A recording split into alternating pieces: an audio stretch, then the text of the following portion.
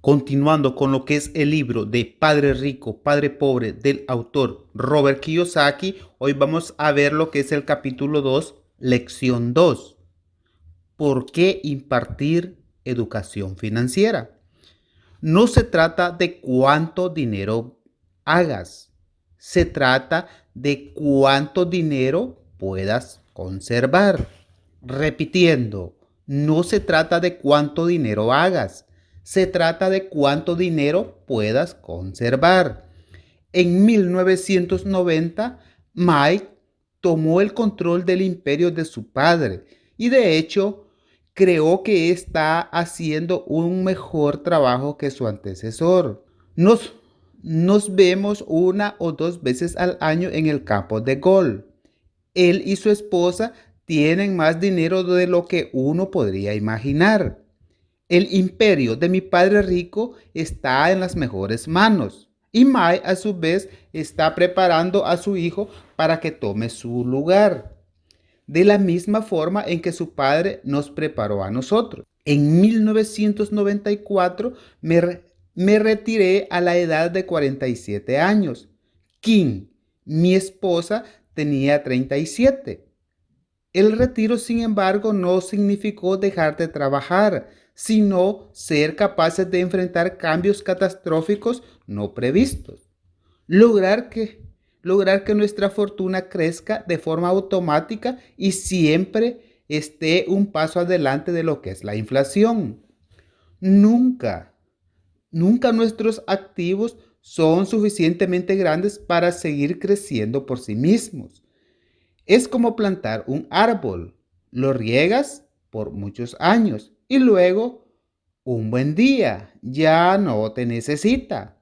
Sus raíces están bien arraigadas y ahora él puede ofrecerte su sombra para que tú la disfrutes. Mai eligió dirigir el imperio y yo retirarme. Cada vez que hablo de dinero con los distintos grupos de gente que trato, muchos me piden recomendaciones y me dicen, ¿cómo empiezo? ¿Qué libro me sugieres? ¿Qué debo hacer para preparar a mis hijos? ¿Cuál es su secreto para obtener éxito? ¿Cómo puedo generar millones? Y cada vez que escucho estas preguntas, recuerdo la siguiente historia. Los hombres de negocios más ricos. En 1923, un grupo selecto conformado por los líderes mejor posicionados y los hombres de negocios más ricos del mundo sostuvieron una reunión en el Hotel Hyatt Beach, en lo que es la ciudad de Chicago. Entre ellos se encontraba Charles Schwab, director de la mayor compañía acerera independiente. Samuel Insull, presidente de la empresa de servicios públicos más grande del mundo. Howard Hawks, director de la compañía de gas más importante. Hubert Kerr, presidente de internationalmatch.com, una de las mayores empresas del mundo en aquel entonces.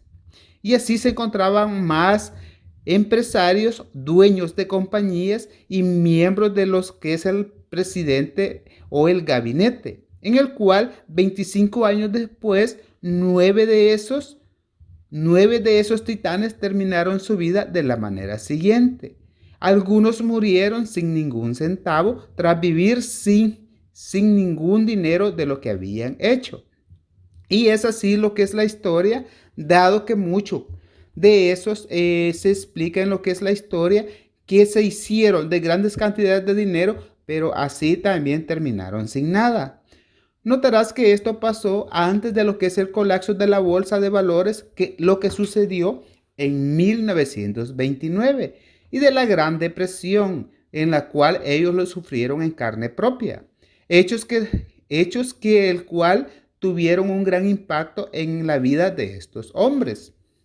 El punto es que actualmente vivimos cambios mucho más notables y rápidos que los que experimentaron ellos mismos.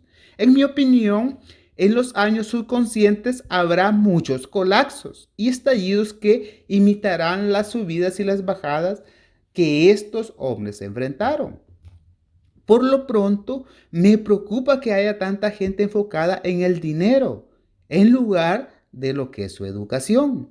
Si la gente está preparada para ser flexible, para mantener la mente abierta y para aprender, les será más fácil volverse cada vez más rica a pesar de lo que es la rudeza de los cambios, así salir adelante. Pero si creen que el dinero les resolverá los problemas, se enfrentará a muchas dificultades. La inteligencia resuelve los problemas y produce más dinero, pero el dinero sin inteligencia financiera, ese dinero desaparecerá muy pronto. La mayoría de la gente no comprende que no se trata de cuánto dinero hagas, sino de cuánto dinero tú puedas conservar. Todos hemos escuchado anécdotas acerca de ganadores de la lotería que eran pobres, se volvieron ricos y nuevamente se volvieron a ser más pobres. Ganan millones, pero en un muy poco tiempo vuelven a estar igual o peor de cómo comenzaron. También hemos oído historias de atletas profesionales que ganaron millones siendo muy jóvenes y 10 años después terminaron durmiendo debajo de un puente. Recuerdo muy bien la anécdota de un joven basquetbolista que tenía muchísimo dinero hace un año. Hoy, a los 29, declara que sus amigos, su abogado y su contador le robaron todo, por lo que se vio forzado a trabajar, ganando el salario mínimo en un lavado de autos de donde lo despidieron porque se negó a quitarse el anillo del último campeonato que ganó mientras lavaba los autos. La historia se difundió a través de los noticieros de todo el país y poco después el muchacho apeló argumentando privaciones y discriminaciones. Dice Dice que el anillo es lo único que le queda y que si se lo robaran, lo destruirían por completo. Conozco a mucha gente que se volvió millonaria de la noche a la mañana. Y aunque me alegra que la gente tenga cada vez más dinero, siempre le advierto que a la larga no se trata de cuánto dinero ganes, sino de cuánto puedas conservar y durante cuántas generaciones. Es por eso que cuando me preguntan de cómo empiezo, dime cómo volverme rico pronto. Decepciono a muchos porque solo les repito lo que Padre Rico me dijo cuando era niño. Si quieres ser rico, tienes que recibir educación financiera. Esa fue la noción que me inculcó cada vez que nos vimos. Como ya lo mencioné, mi padre pobre, el respetado maestro Kiyosaki, insistía mucho en la importancia de leer libros, en tanto que mi padre rico insistía en la necesidad de que uno mismo se proyectara lo que es la educación financiera. Si vas a construir un edificio como el Spirit State, lo primero que tienes que hacer es cavar un agujero enorme y rellenarlo de materiales resistentes. En cambio, si vas a construir una casa en los suburbios, solo tienes que extender una placa de 6 pulgadas de concreto. En su deseo de volverse rico rápidamente, la mayoría de la gente trata de construir el Spring State sobre lo que es una placa así de delgada. Nuestro sistema escolar, creado en la era de lo que es la agricultura, continúa insistiendo en enseñarnos a construir casas sin cimientos. Los pisos de lodo y de arcilla siguen siendo de moda. Por eso los chicos se gradúan de la escuela prácticamente sin cimientos financieros. Una buena noche, mientras se enfrenta a lo que es el insomnio que los aqueja en lo más profundo de los suburbios en donde viven. Su sueño, el cual es para todos como un sueño americano. Estos muchachos llegan a la conclusión de que la respuesta a sus problemas financieros es hacerse ricos de una u otra manera. Entonces comienza a construir un rascacielos y lo hacen tan rápido y al tal aventón que de pronto en lugar de un Empire State, lo que consigue es la torre inclinada de los suburbios. En ese preciso instante regresan las noches de insomnio. Cuando Mai y yo nos hicimos adultos, pedimos elegir lo que deseábamos, porque de niños nos enseñaron a construir cimientos financieros que sean muy sólidos. Es posible que la contabilidad sea la materia más confusa y aburrida del mundo, pero si quieres ser rico a largo plazo, tal vez también sea la más importante para ti. Hace muchos años, Padre Rico se preguntó cómo enseñarle a dos niños una materia aburrida y que sea confusa. Y la respuesta fue hacerla sencilla y expresarla haciendo uso de imágenes. Padre Rico vertió una capa de sólidos cimientos financieros para Mai y para mí. Y como todavía éramos muy pequeños, diseñó una manera sencilla de enseñarnos.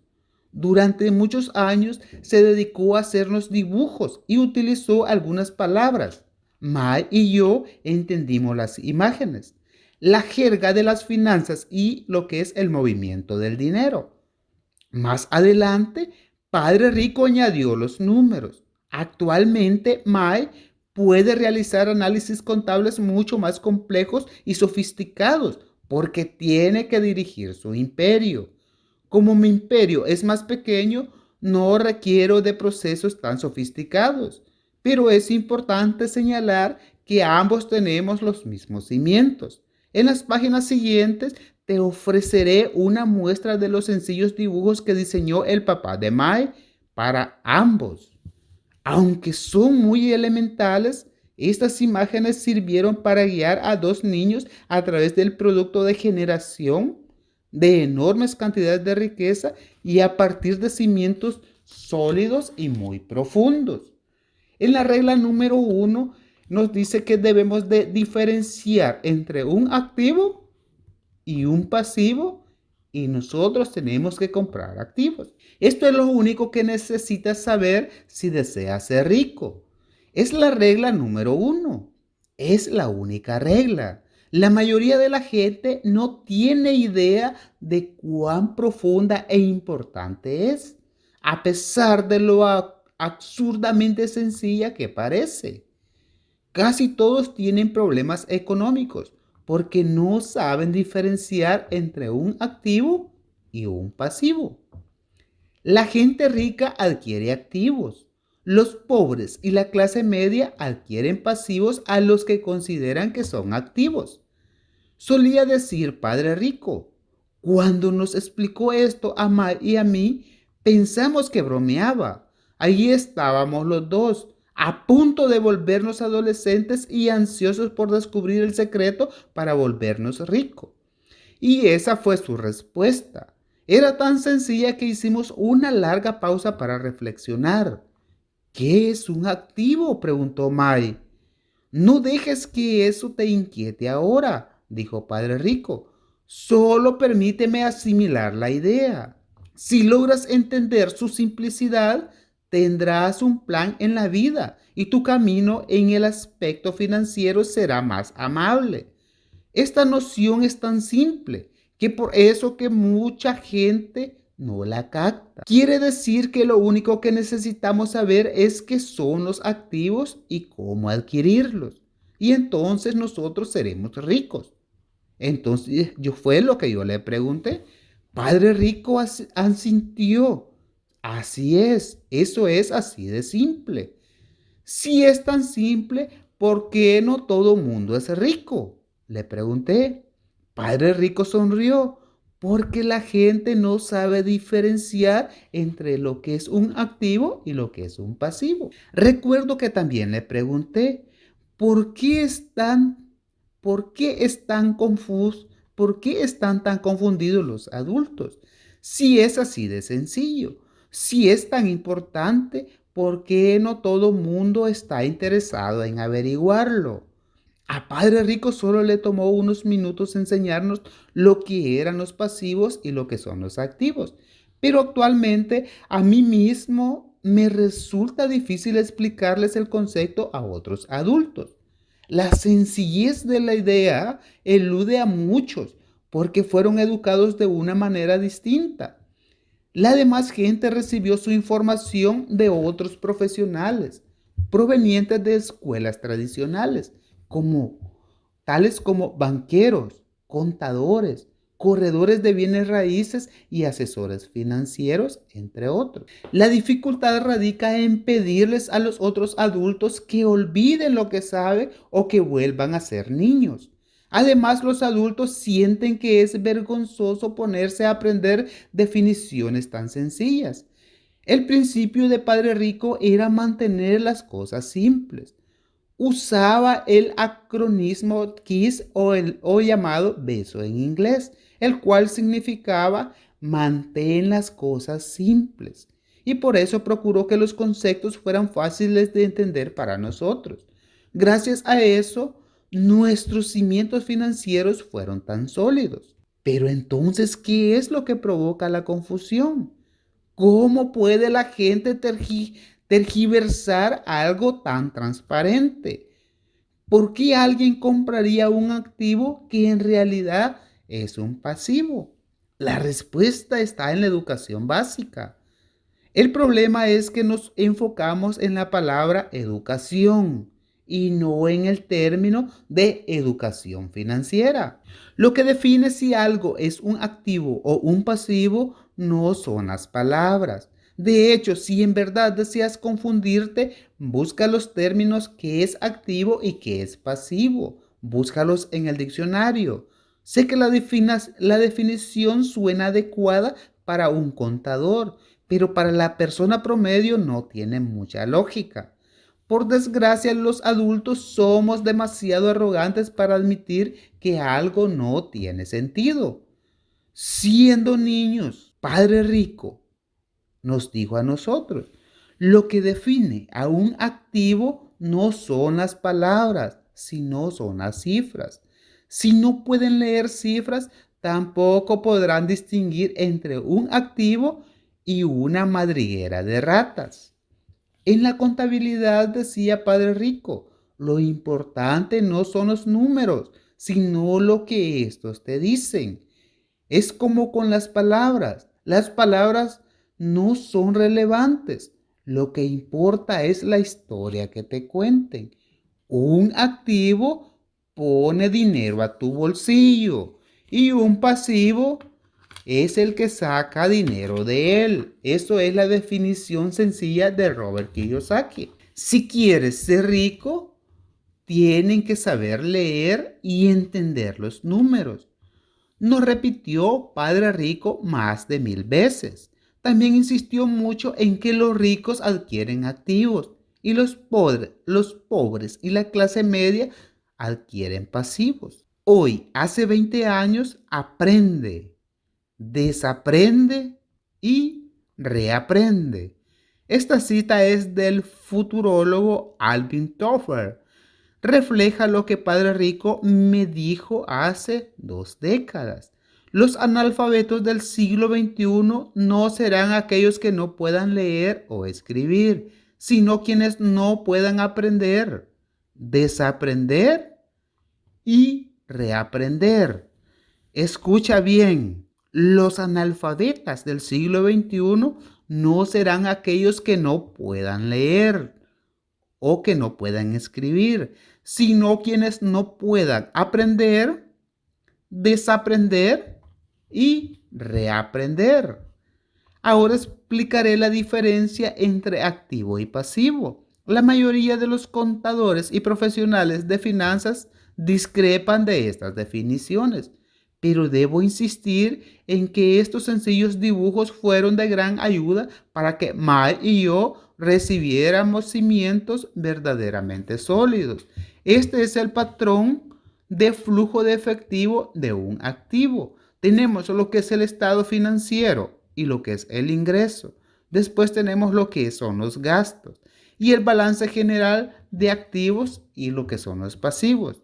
La parte superior del diagrama es un estado financiero, al que a menudo también se le denomina estado de pérdidas y estado de ganancias. En él se miden el ingreso y el gasto, es decir, el dinero que entra y el dinero que sale. La parte inferior del diagrama corresponde a un balance general.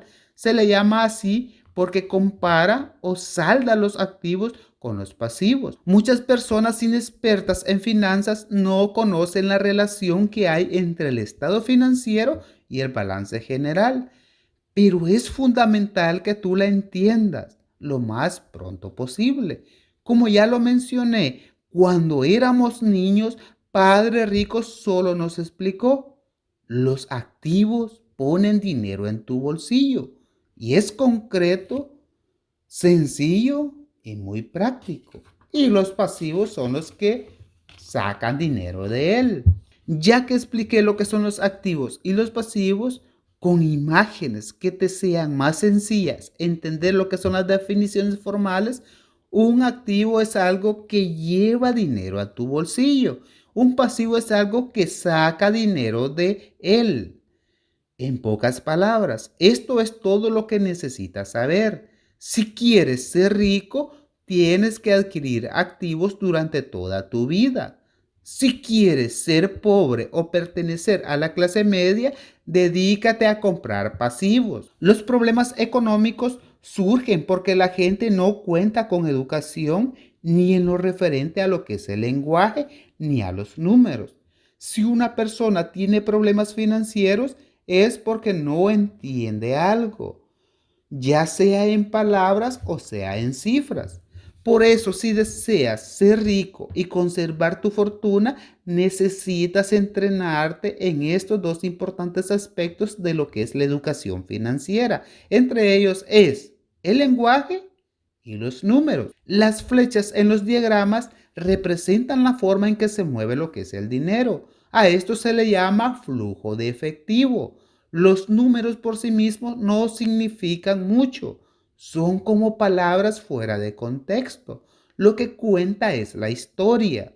En lo que se refiere a reportes financieros, la lectura de las cifras equivale a identificar todo lo que es el argumento, es decir, la historia sobre hacia dónde fluye lo que es el dinero. El 80% de lo que son las familias en las historias financieras describe la enorme cantidad de trabajo y sacrificios a los que se enfrentarán. Por desgracia, su esfuerzo será infructuoso porque casi todas las familias están acostumbradas a comprar pasivos en lugar de adquirir activos. Todo mundo tiene gastos cotidianos y necesita alimento, techo y ropa. Los diagramas muestran el flujo de efectivo de la gente pobre, de la clase media y de la gente rica. El flujo de efectivo te cuenta la historia de cómo manejan las personas su dinero. Empecé hablando de los hombres más adinerados de Estados Unidos, porque quería ilustrar lo terrible que es creer que el dinero puede resolver cualquier problema. Esto es totalmente falso. Por eso me da mucha pena cada vez que me preguntan por dónde empezar o cómo se puede uno volver rico de la noche a la mañana. No sabes con qué frecuencia escucho eso. O otras personas que dicen, estoy endeudado, me urge ganar más dinero. Pero tener más dinero no resolverá tu problema. De hecho, puede excavarlo más. El dinero pone en evidencia nuestras trágicas fallas humanas y destaca lo que desconocemos de nosotros mismos. Esta es la razón por la que mucha gente a la que de repente le caen recursos del cielo porque se gana la lotería o porque recibe lo que es una herencia, por ejemplo, se lo gastan en un abrir y cerrar de ojos y en muy poco tiempo regresa al desastre financiero en el que se encontraba antes. El flujo de efectivo cuenta la historia de cómo manejan su dinero lo que son las personas. El dinero solo reafirma lo que es el modelo de flujo de efectivo con lo cual está programada tu mente. Si tu patrón consiste en gastar todo lo que ganas, lo más probable es que al tener más dinero solo incrementes la cantidad de por lo que tú gastas. Recuerda el dicho, lo que fácil viene, fácil se va. En muchas ocasiones he dicho que vamos a la escuela para adquirir habilidades académicas y profesionales y que ambas son importantes. El dinero lo aprendemos a hacer con las habilidades profesionales. En la década de los 60, cuando estaba en la preparatoria, si a alguien le iba bien en la escuela, la gente daba por hecho que era un gran estudiante y que llegaría a ser médico, porque esa era la profesión que prometía las mayores recompensas financieras. Hoy en día, los médicos se enfrentan problemas económicos que yo no le desearía ni a mi peor enemigo. Las compañías de seguros se están apoderando de sus negocios. La industria de la salud está manipulada. El gobierno interviene y para colmo abundan las demandas por negligencia. Por todas estas razones, los niños de hoy sueñan con llegar a ser atletas famosos, estrellas de cine o de rock, reinas de belleza y algo otras profesiones más. O están llegando para ser lo que son directores de grandes corporaciones. Como estas son profesiones que proveen fama, dinero y prestigio. A los maestros les cuesta mucho trabajo mantener motivados a los chicos en las escuelas. Los niños descubrieron que el éxito profesional ya no depende exclusivamente del desempeño académico, como alguna vez lo hizo. Hoy, como siempre, millones de estudiantes salen de la escuela sin habilidades financieras. Como cuentan con la preparación académica necesaria y logran ejercer su profesión sin ningún problema, pero más adelante enfrentan lo que son las dificultades económicas. Trabajan con más empeño, pero siguen muy estancados. Lo que les hace falta no es saber cómo hacer dinero, sino lo que les hace falta es cómo manejar el dinero que gana. Y a esto se le llama actitud financiera. La actitud financiera se refiere a lo que haces con el dinero en cuanto lo recibes. ¿Cómo evitas que otros te lo quiten? ¿Cómo puedes conservarlo por más tiempo? ¿Y cómo hacer que trabaje interesantemente para ti? La mayoría de la gente no entiende por qué tienen problemas económicos. No se dan cuenta de que se debe a que no entienden la mecánica del flujo de efectivo.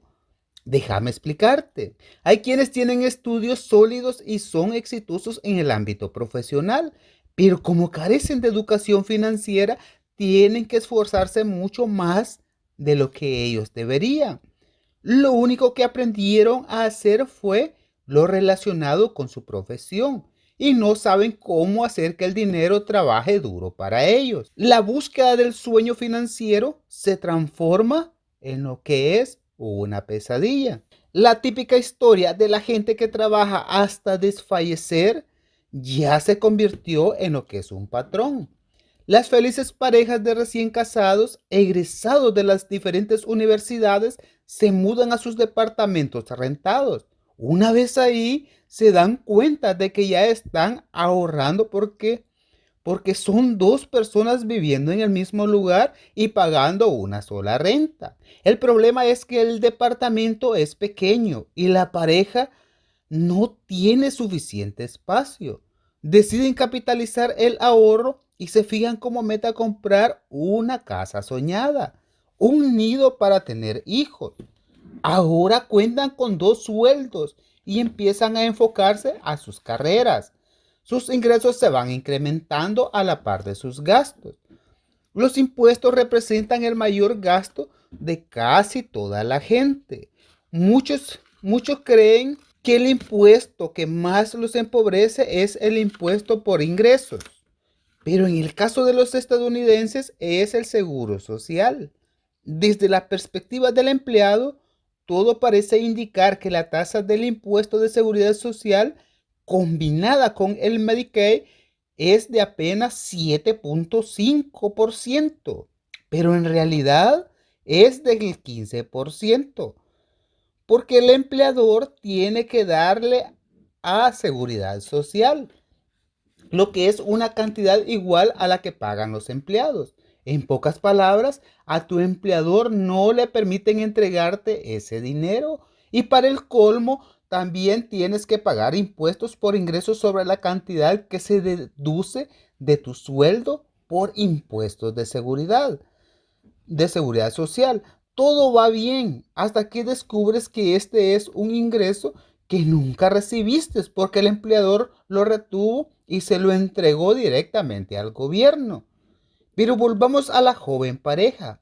¿Cómo sus ingresos se incrementan y deciden comprar la casa de sus sueños? Una vez en ella, tienen que pagar un nuevo impuesto, el impuesto sobre lo que es la propiedad. Luego, compran un auto nuevo, compran muebles y enseres que complementen lo que es su nueva casa.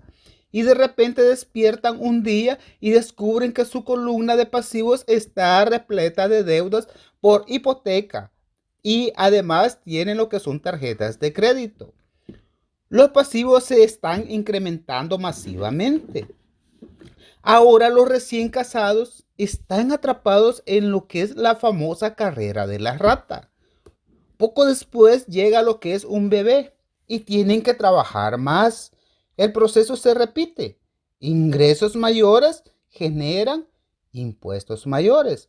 A este fenómeno se le conoce como efecto de desplazamiento y significa que el ingreso está sujeto a más impuestos, pero no necesariamente permite mayor poder adquisitivo. Más adelante llega una tarjeta de crédito por correo y la pareja se da vuelo con ella hasta llegar hasta el tope. Providencialmente reciben la llamada de una agencia de préstamos y el ejecutivo les dice que su mayor activo es su casa y que la casa también ya incrementó lo que es su valor. Como el crédito de lo que es la pareja es bueno, la empresa les ofrece lo que es un préstamo para lo que es la consolidación de deudas y les dice que lo más inteligente que pueden hacer es deshacerse de las deudas de mayor interés. Así que deben saldar lo que son las deudas de las tarjetas de crédito. Además, les explican que el interés sobre la casa les ofrece una deducción de impuestos. La pareja sigue el consejo de la agencia y paga las deudas de las tarjetas con altos intereses. Ambos, ambos respiran aliviados porque las tarjetas están cubiertas y deciden sumar lo que es la deuda de préstamo personal a lo que es la hipoteca. Los pagos bajan porque extendieron lo que es la deuda a otros 30 años. Parece ser lo más inteligente que se puede hacer. Poco después, un vecino los invita a la venta especial por el Día de los Caídos y ellos prometen que solo irán a echar lo que es un vistazo, pero llevan lo que es la tarjeta de crédito y la llevan ellos diciendo que la llevan por si acaso. No sabes con qué frecuencia me encuentro a esta pareja. Los nombres y apellidos son diferentes, pero el problema económico ese es el mismo. Van a mis conferencias para escuchar mis consejos y al final me pregunta, ¿nos puede decir cómo hacer más dinero?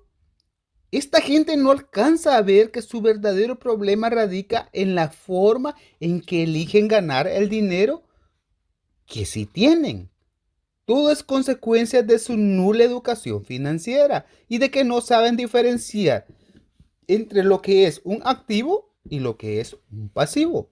Tener más dinero rara vez es la solución a los problemas económicos. La respuesta es la inteligencia financiera. Tengo un amigo que invariablemente le repite la siguiente frase a la gente endeudada. Si descubres que estás atrapado en un agujero en la tierra, deja de cavar. Cuando era niño, mi padre solía decirnos que los japoneses estaban muy conscientes de tres poderes: el poder de la espada, el poder de la joya y el poder del espejo. La espada simboliza las armas. Estados Unidos ha gastado billones de dólares en armas y gracias a eso ahora tienen una fuerte presencia militar en todo el mundo. La joya simboliza el dinero. Hay algo de cierto en lo que es el refrán. El que tiene el oro es el que hace las reglas. El espejo simboliza el conocimiento de uno mismo. Según la leyenda japonesa, el conocimiento personal es el poder más importante de los tres.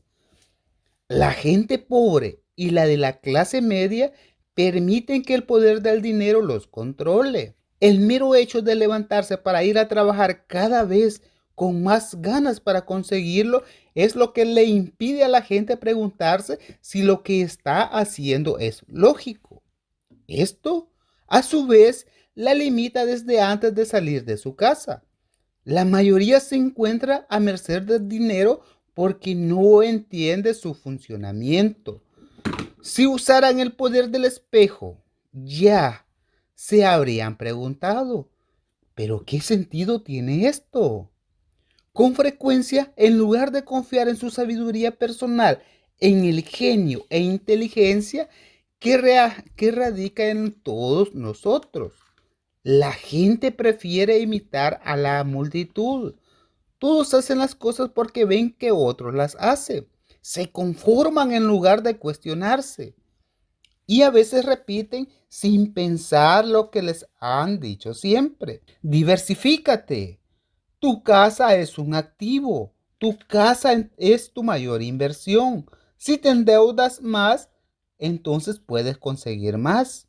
Una persona puede tener preparación académica sólida y mucho éxito profesional y aún así carecer de lo que es la educación financiera. Se dice por ahí que la gente le tiene más miedo a hablar en público que a la misma muerte. Y según los psiquiatras, el miedo a hablar en público es provocado por el temor a la exclusión social, a sobresalir, a la crítica, a hacer el ridículo, a no pertenecer.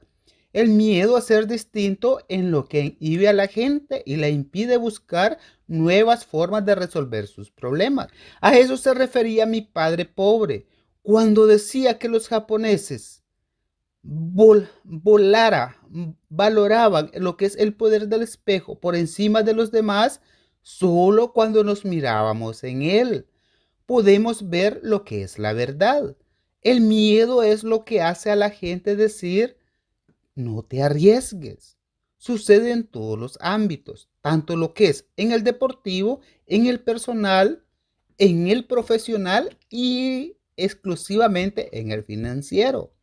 Ese mismo miedo, el miedo al ostracismo, hace que la gente se conforme y ni siquiera cuestione las opiniones más aceptadas o las tendencias populares. Tu casa es un activo. Consigue un préstamo para consolidación de deudas y paga lo que debes. Trabaja más duro. Consigue lo que es un ascenso. Algún día seré vicepresidente. Ahorra dinero.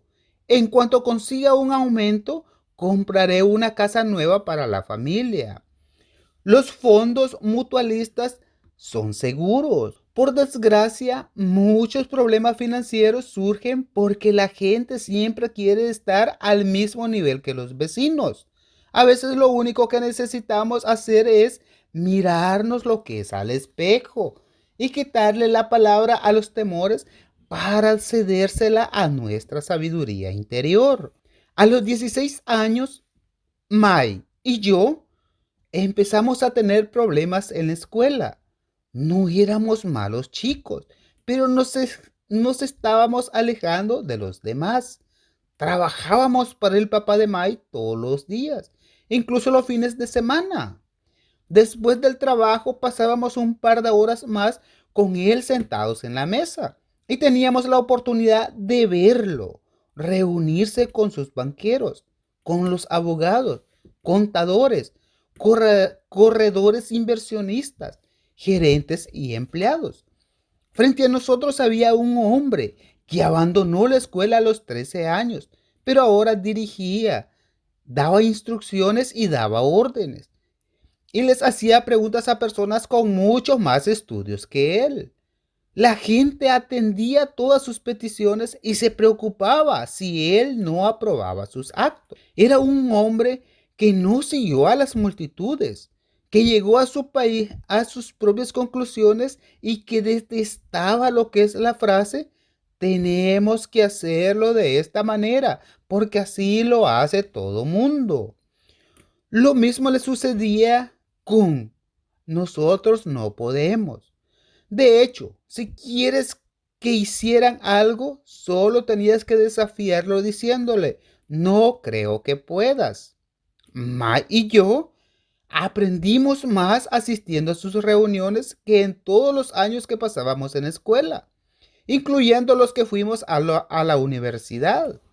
El padre de Mai no era una persona con altos grados académicos, pero tenía lo que es la importancia de la educación financiera. Y por lo mismo también tenía mucho éxito. En muchas ocasiones él nos repitió: una persona inteligente contrata a gente más inteligente que ella. Gracias a esta filosofía, Mai y yo tuvimos la oportunidad de escuchar a gente brillante y aprender durante horas con ellos. La influencia de papá de Mai nos impidió obedecer el dogma que predicaban nuestros maestros, y eso nos ocasionó muchos problemas. Cada vez que el maestro decía: si no sacan buenas calificaciones, no les va a ir bien en el mundo real, Mai y yo arqueábamos las cejas cuando nos decían que debíamos obedecer lo que son procedimientos y no despegarnos de las reglas. Confirmábamos que en la escuela no alentábamos lo que es la creatividad. Así empezamos a entender por qué Padre Rico nos decía que las escuelas estaban diseñadas para producir buenos empleados en lugar de buenos empleadores. A veces Mai o yo le preguntábamos a nuestros maestros de qué manera íbamos a poder aplicar en el mundo real lo que estábamos estudiando ahí, o porque nunca hablábamos sobre el dinero y la forma en que funciona el dinero. A esta segunda pregunta casi siempre nos contestaban que el dinero no era importante, que si ejercíamos nuestra profesión con excelencia, este llegaría por sí solo. Obviamente, entre más aprendíamos del poder del dinero, más nos alejábamos de nuestros maestros y de nuestros compañeros. Mi padre pobre nunca me presionó con el asunto de las calificaciones, pero sí tuvimos muchas discusiones respecto al dinero. Creo que para cuando cumplí los 16 años tenía bases más sólidas en lo referente al dinero que él o de mi madre. A esa edad ya podía llevar libros contables y entender de qué hablaban los contadores fiscales, los abogados corporativos, los banqueros, los corredores de bienes raíces e inversionistas, entre otros. Mi padre pobre, en cambio, solo podía conversar con otros maestros. Un día me dijo que nuestra casa era su mayor inversión, y cuando le expliqué por qué no estaba de acuerdo con él, tuvimos una discusión bastante desagradable. El diagrama anterior ilustra la diferencia entre percepción que había entre mi padre rico y mi padre pobre a lo referente a sus casas. Uno de ellos pensaba que su bien inmueble era un activo. El otro pensaba que ese era un pasivo. Recuerdo el día que dibujé el siguiente diagrama para mostrarle a mi padre pobre lo que es la dirección del flujo de efectivo. También le enseñé los gastos secundarios que implicaba el ser dueño de una casa. Y le dije que un inmueble de mayor tamaño representaba más gastos y provocaba lo que es el flujo de efectivo, y que continuará saliendo a través de lo que es la columna de gastos. Hasta la fecha, la gente continúa preguntándome por qué creo que una casa no es un activo. Sé que para muchas personas el inmueble que les brinda resguardo representa lo que es la mayoría de inversión de su vida. Es un sueño personal. Y naturalmente sé que ser el propietario de tu propia casa es mejor que no tener nada. pero solo trato de ofrecer lo que es una alternativa a este dogma tan arraigado. Si mi esposa y yo fuéramos a comprar una casa más grande y ostentosa, estaríamos conscientes de que no podríamos considerarla como lo que es un activo, ya que sería un pasivo, porque nos obligaría a dejar que saliera dinero de nuestros bolsillos. Pues bien, este es mi argumento. En realidad no espero que toda la gente esté de acuerdo conmigo, porque sé que una casa es algo que provoca emociones fuertes. Y cuando se trata de dinero, lo emocional tiende a disminuir la inteligencia financiera. Por experiencia personal, sé que el dinero tiene la capacidad de transformar toda la decisión en un asunto emotivo. La mayoría de la gente trabaja para pagar un bien inmueble que nunca llega a pertenecerle.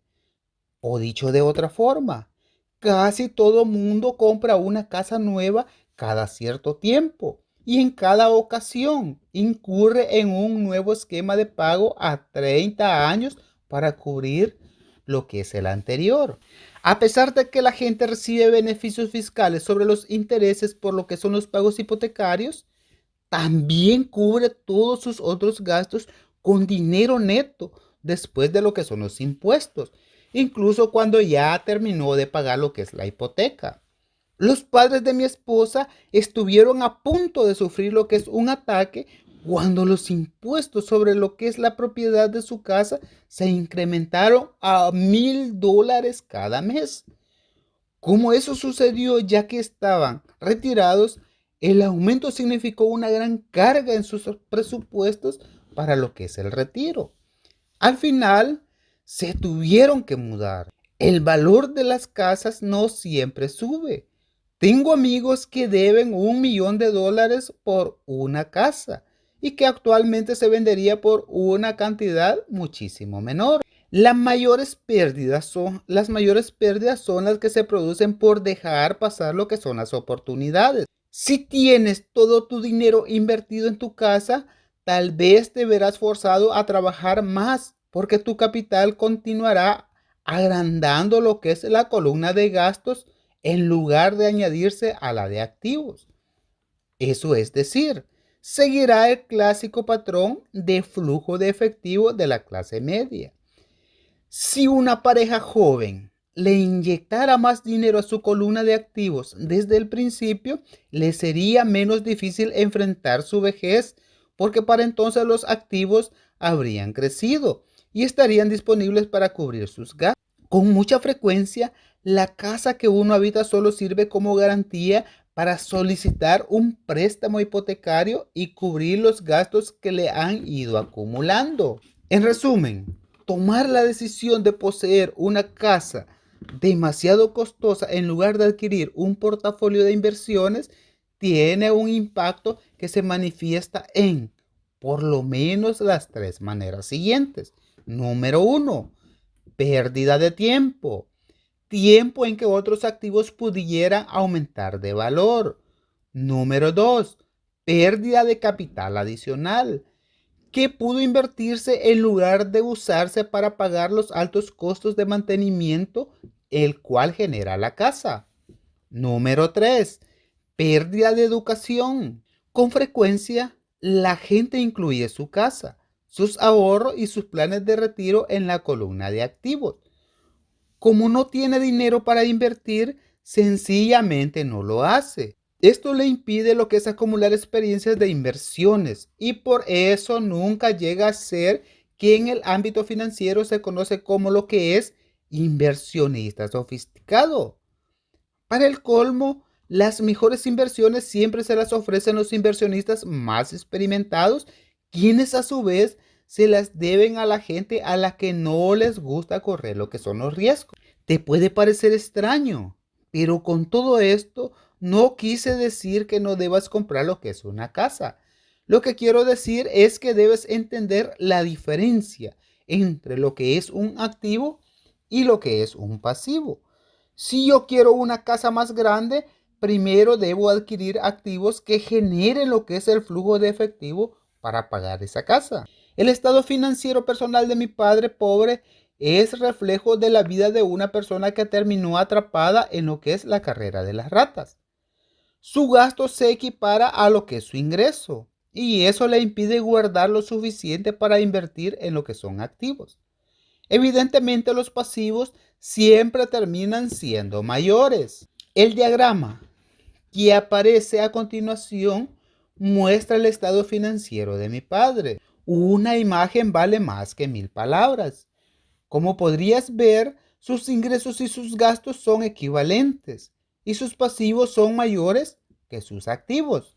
A la derecha encontrarás el estado financiero personal de mi padre rico, el cual refleja los resultados de una vida dedicada a invertir y minimizar lo que son los pasivos.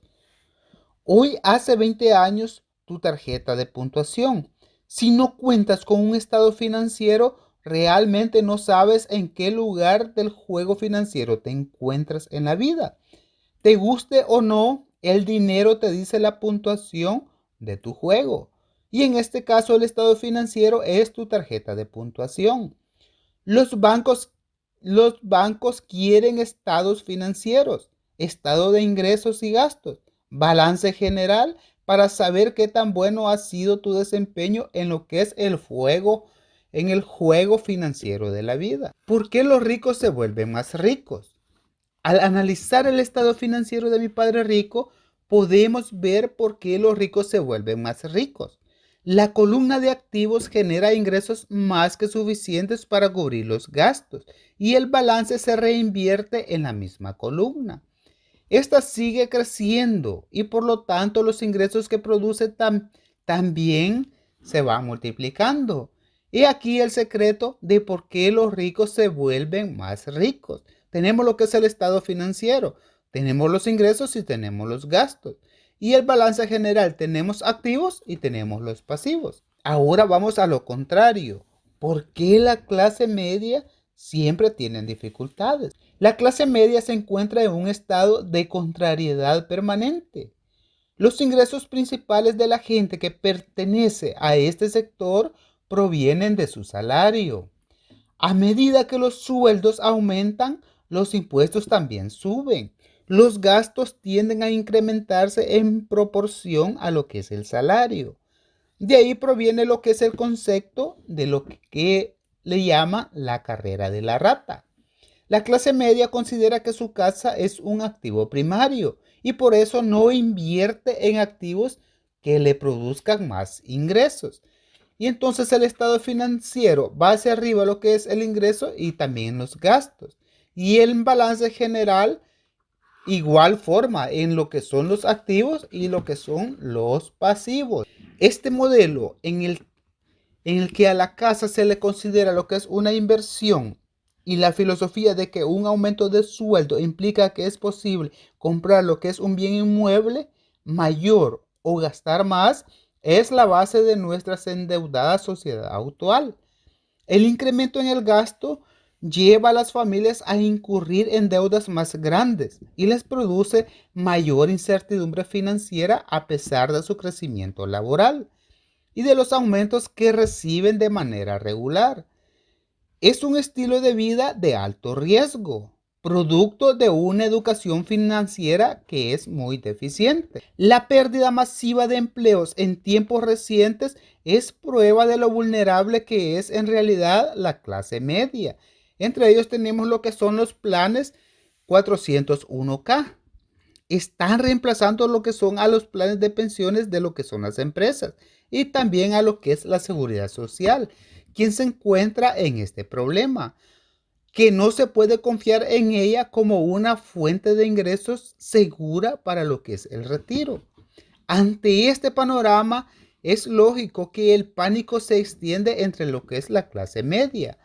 Los fondos mutualistas son muy populares hoy en día porque se supone que representan lo que es la seguridad y porque sus compradores regulares están demasiado ocupados trabajando para poder pagar lo que son sus impuestos e hipotecas y para ahorrar para los estudios universitarios de sus hijos o pagar lo que son las tarjetas de crédito. Los usuarios de este tipo de fondos no tienen tiempo para estudiar aspectos de lo que son las inversiones y por eso tienen que confiar en la experiencia del administrador de un fondo mutualista.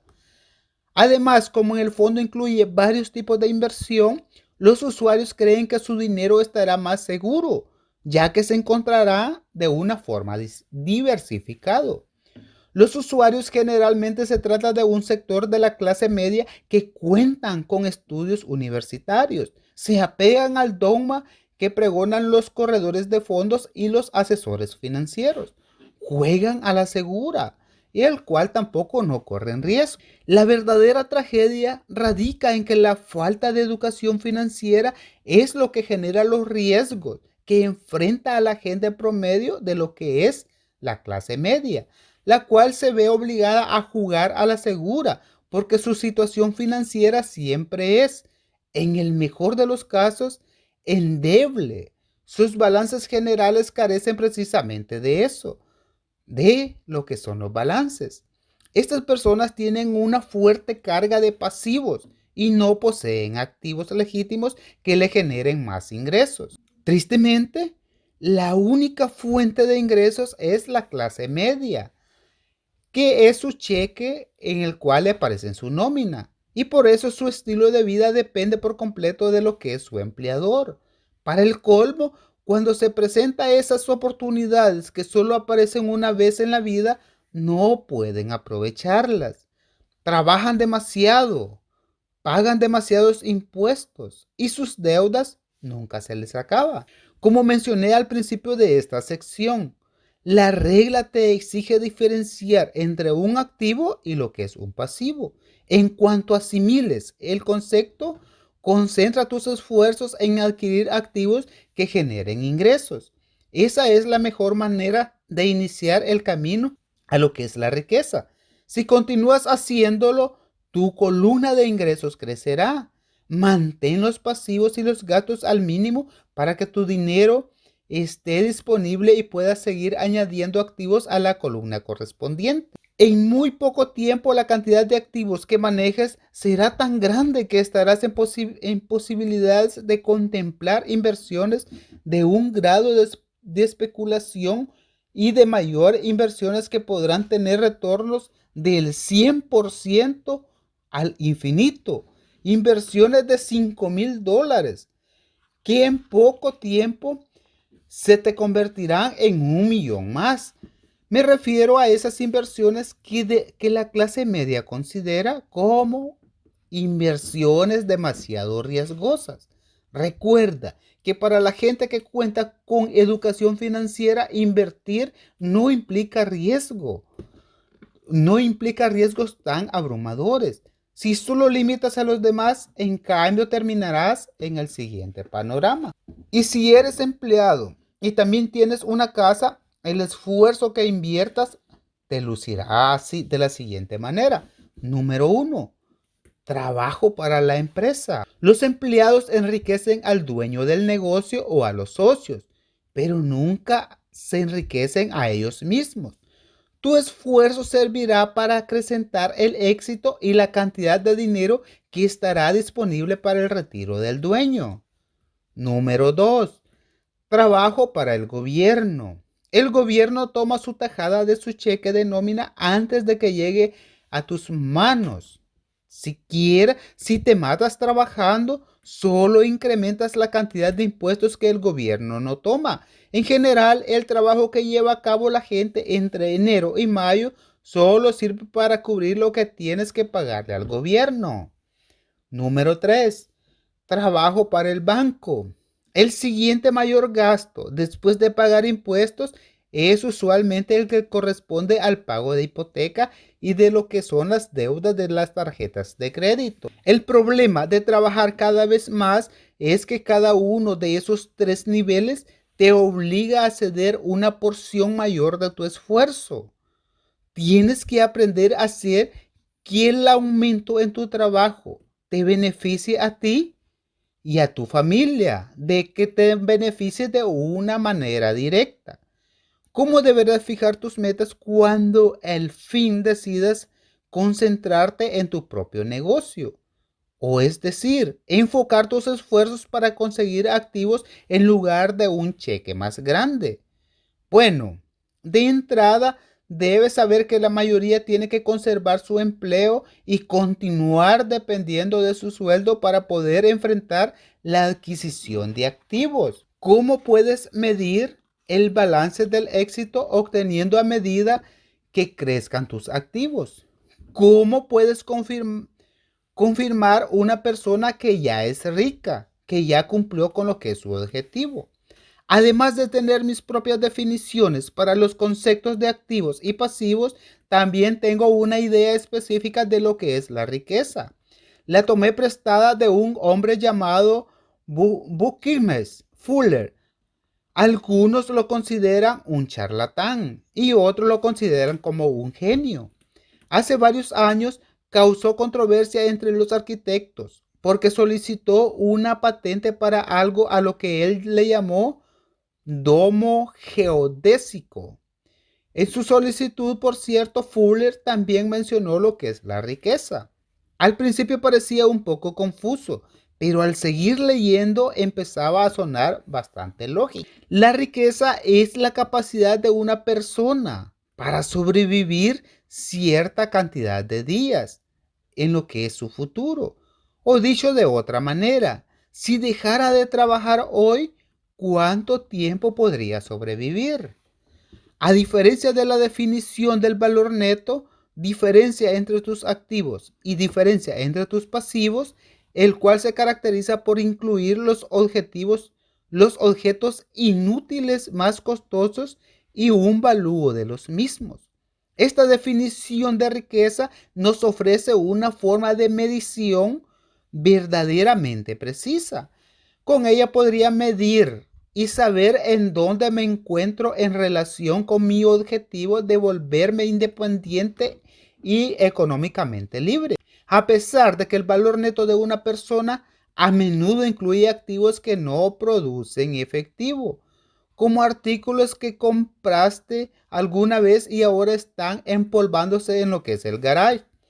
La riqueza mide cuánto dinero produce tu dinero y por lo tanto tu capacidad de supervivencia financiera. La riqueza es la medida del flujo de efectivo de la columna de activos comparada con la de la columna de gastos. Usemos un ejemplo. Digamos que en mi columna de activos recibo lo que es un flujo de efectivo de $1,000 al mes y que mis gastos mensuales ascienden a $2,000. ¿Cuál es mi riqueza? Volvamos a la definición de Fuller.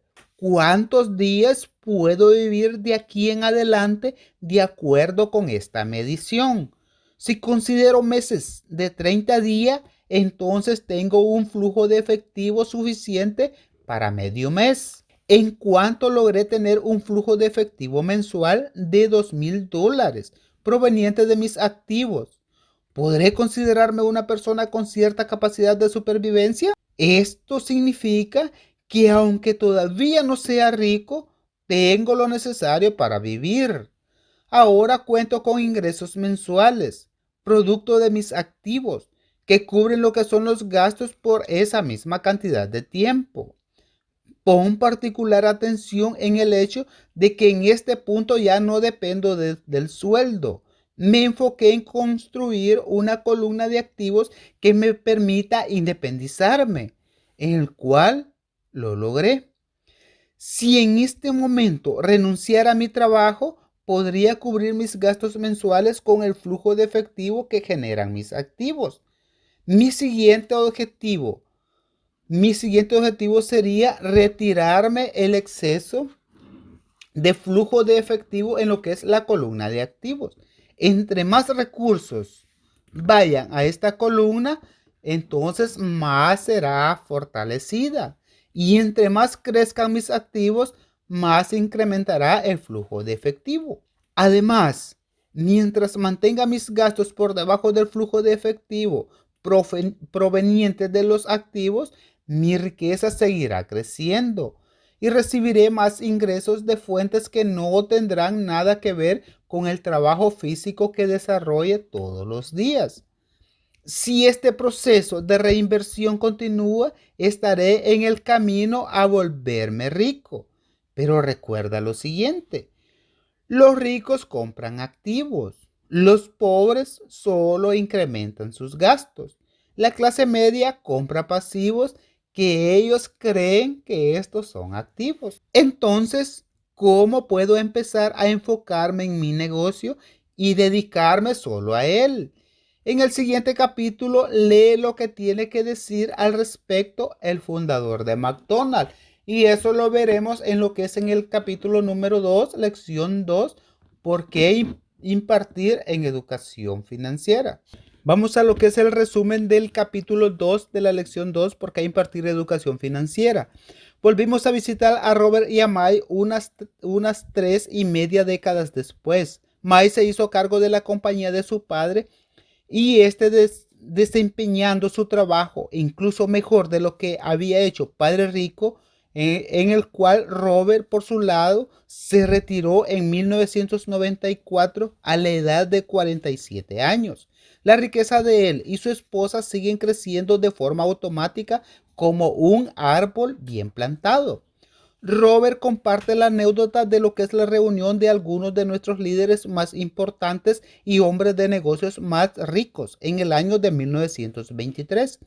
Se trata de hombres que poseían las empresas más grandes de acero y de gas, que dirigían lo que es la Bolsa de Valores de Nueva York y que formaban parte del gabinete del presidente Harding 25 años después.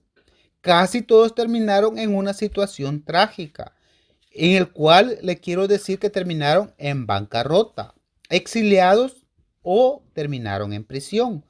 Posiblemente la caída de la bolsa de 1929 y la Gran Depresión jugaron un papel importante en sus destinos, pero actualmente vivimos tiempos de incluso más agitación y cambio que los que ellos enfrentaron.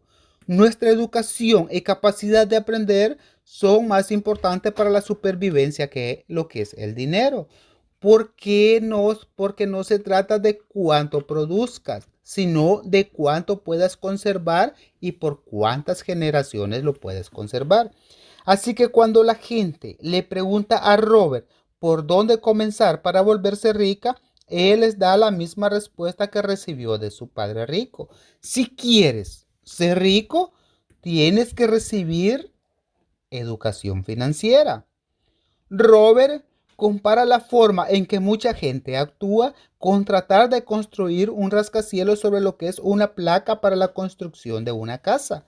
Como los jóvenes se gradúan de lo que es la universidad con muy poca educación financiera. Al salir se lanzan a perseguir lo que es el sueño americano, pero de pronto se encuentran profundamente sumidos en lo que son las deudas. La única forma que ven para salir de esa situación es aplicar una estrategia para volverse ricos. Por desgracia, si no tienes antecedentes de educación financiera, sus esfuerzos equivaldrán a construir un enorme edificio sobre lo que son las bases poco sólidas. Y en lugar de construir un edificio sólido como lo que es el Experience Day, termina con lo que es la torre inclinada de lo que son los suburbios. Gracias a las enseñanzas de Padre Rico, Robert y May, su amigo de lo que es la infancia, recibieron bases sólidas equivalente a un rascacielos. La contabilidad como materia que es aburrida y confusa es absolutamente esencial para tener éxitos económicos. Padre Rico usaba ilustraciones para enseñarles a los dos chicos y de esa forma puso a su alcance esta disciplina. Más adelante empezó a usar números para guiarlos a los niños en su entendimiento de los conceptos que son muy claves. Robert dice que la regla número 1 es entender la diferencia entre un activo y un pasivo y luego solo comprar lo que son activos. Eso es todo lo que necesitas saber. A pesar de ser tan simple, sin embargo, mucha gente no entiende esta regla. La primera, la primera vez que Padre Rico le explicó esto a los ahora adolescentes, pensaron que estaba bromeando. ¿Cómo era posible que los adultos no entendieran algo así? ¿Acaso no todos deberían ser ricos? El problema es que la mayoría de la gente fue educada de manera distinta gracias a los banqueros, los asesores financieros y otros profesionales, y por eso ahora deben desaprender lo que creen saber a algunos. Sin embargo, les parece que es indigno regresar a niveles tan básicos de lo que es la instrucción. La verdadera definición de activos y de pasivos no radica en las palabras, sino radica en los números. Robert. Robert usa dibujos para ayudar a los lectores de la misma manera que Padre Rico los usó para enseñarles a él. Este es el patrón del flujo de efectivo de un activo. La parte superior del diagrama es un estado financiero, al que también se le llama estado de pérdidas y de ganancias. Mide lo que son los ingresos y los gastos, el dinero que entra y el dinero que sale. La parte inferior del diagrama corresponde al balance general. Se llama así porque se supone que salda a lo que son los activos contra los pasivos. Los activos suman a tu ingreso, o es decir, ponen dinero en tu bolsillo. Este es el patrón del flujo de efectivo de lo que es un pasivo. Un pasivo saca dinero de tu bolsillo. ¿Quieres ser rico? Compra activos. Parece simple, ¿verdad? Pero mucha gente tiene problemas porque adquiere puros pasivos. Si quieres obtener y conservar la riqueza, tienes que fortalecer tu entendimiento de lo que es la educación financiera. No se trata solo de números, sino de la historia que estos cuentan. Sigue las flechas en cada uno de estos diagramas y ve hacia dónde fluye lo que es el dinero o el flujo de efectivo. Esto te contará la historia, la trama de cada situación financiera que existe. A través de estos diagramas simplificados, el flujo de efectivo te cuenta lo que es la historia de cómo maneja el dinero cada persona. Con frecuencia, las personas que tienen deudas piensan que la respuesta es hacer más dinero, pero tener más dinero no te resolverá los problemas. A veces te los complicará. Y esta es la razón por la que mucha gente a la que le caen recursos repentinamente del cielo, porque se ganan la lotería o porque reciben una herencia, por ejemplo, se los gastan en un abrir y cerrar de ojos. Un incremento en el efectivo solo da como resultado un aumento en la forma en la cual se gasta. Lo que a mucha gente le hace falta simplemente es educarse financieramente, porque eso hay quienes que tienen éxito en lo que es su profesión, pero de todas maneras siguen teniendo problemas económicos. Quizás aprendieron a generar dinero, pero no a manejarlo. La gente puede ser más inteligente, pero carecer de lo que Robert llama alfabetismo financiero. Hay quienes aprendieron a trabajar duro para ganar dinero, pero no hacer que su dinero trabaje para ellos. Robert cuenta la historia de una pareja de jóvenes que se casan y empiezan a vivir juntos. Sus ingresos aumentan, pero también sus gastos. A la pareja la golpea el gasto número uno, el mismo que afecta a la mayoría de la gente. ¿Y sabes cuáles son? Estos son los impuestos. De hecho, si hay algo que golpea a la gente todavía más que los impuestos, es la seguridad social. Aquí estamos hablando de aproximadamente 15%, ya que el impuesto de seguridad social se combina con la tasa fiscal de Medicaid. Y luego el empleador tiene que igualar esta cantidad con lo que es el dinero que luego ya no le puede pagar al trabajador. Y para el colmo, el empleado tiene que pagar impuestos sobre esta cantidad también. La joven pareja tiene que lidiar con esos impuestos y después cuando compra una casa con los impuestos sobre lo que es la propiedad, claro que para complementar la casa tienen que adquirir lo que es un automóvil nuevo, así como muebles y artículos del hogar. También tienen que ser nuevos. De repente sus pasivos aumentan y la pareja se va abrumando por la hipoteca de la deuda y de sus tarjetas de crédito. El matrimonio queda atrapado a través de lo que es la famosa carrera de la rata. Añaden lo que es un bebé a la mezcla y ya tienen que trabajar más. Entonces llegan ingresos mayores que conducen a impuestos más altos. La pareja sigue acumulando deuda y tarde o temprano la suman a lo que es su hipoteca a través de un préstamo de consolidación. Sus hábitos, sin embargo, no han cambiado, así que la deuda de tarjetas de crédito continúan sin mencionar el hecho de que ya tuvieron que extender el préstamo para su casa. El verdadero problema de esto, y de hecho hay muchas parejas en que no saben manejar el dinero que tienen. Y esto a su vez es producto de la falta de educación financiera y de no entender la verdadera diferencia entre lo que es un activo y lo que es un pasivo. Hay mucha gente que no se toma el tiempo necesario para cuestionar si algo es lógico y solo hace lo que los demás repiten sin pensar lo que les dicen. Entonces diversifica. Tu casa es un activo. Si te endeudas más, puedes recibir beneficios fiscales. Consigue un empleo seguro. No cometas errores. No corras riesgo.